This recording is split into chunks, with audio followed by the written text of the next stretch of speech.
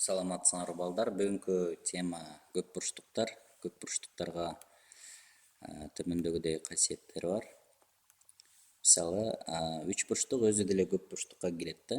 Анан көп бурчтуктар дегенде мен бул жерде биз төрт бурчтукту карайбыз. Төрт бурчтук А, Б, мына төрт жагы бар. Анан төрт бурчтук бул квадрат жана тик бурчтук болуп экиге бөлүнөт. Демек, градусу 90 градус болуш керек. Мунун кандай касиеттери бар? Диагоналдары кесилишкен жерде тең экиге бөлүнөт экен. Андан кийин бурчу 90 градус бул тик бурчтук. Ошол эле тик бурчтуктун бурчу 90 градуска барабар эмес болсо, бул параллелограмм болуп калат экен. Параллелограммдын карама каршы жаткан жерлери бири-бирине параллель болот дагы, анан бурчу 90 градуска барабар болбойт экен. Мисалы үчүн мына альфа бурчу деп ала турган болсок, альфа бурчу 90 градуска барабар эмес. Же чоң же кичинекей болот. Анан демек бул жери бурчу альфа болсо, мына бул карама каршы бул бурчу да альфа болот, экөө бири-бирине барабар. Анан бул бурчу бетта болсо, бул бурчу дагы бетта болот экен. Ошондо альфа плюс бетта эки бурчун кошо турган болсок, 180 градусту берет экен.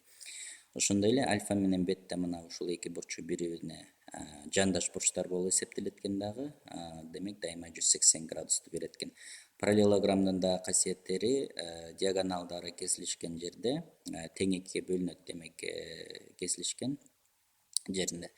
Андан кийин кийинки фигурабыз биздики трапеция. Трапеция деген фигуранын бул негиздери бири-бирине параллель болот. Мисалы үчүн бул А, бул Б деп алсак, анан каптал жактары бири-бирине параллель болбойт экен.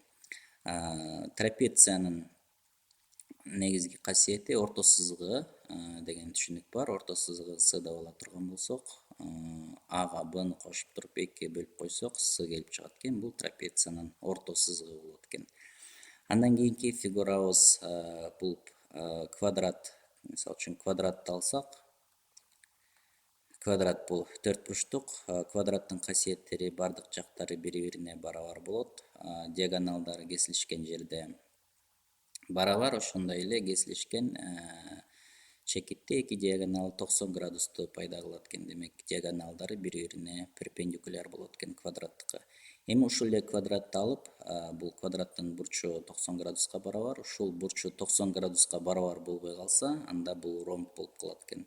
Ромбтун демек бардык квадратка тиешелүү көп касиеттер сакталат. Мисалы үчүн бардык жактары барабар. Ошондой эле диагоналдары кесилишкен жерде тең экиге бөлүнөт, бири-бирине барабар. Бирок эки диагоналы бири-бирине барабар болбойт экен. Квадраттыкы барабар болот. Анан ромбтун дагы диагоналдары кесилишкен жерде 90 градусту пайда кылат экен. Мына ушул көп бурчтуктар боюнча негизги маалымат балдар. Азыр биз тапшырмаларды чыгарганда ушул касиеттерди колдонуп чыгарабыз.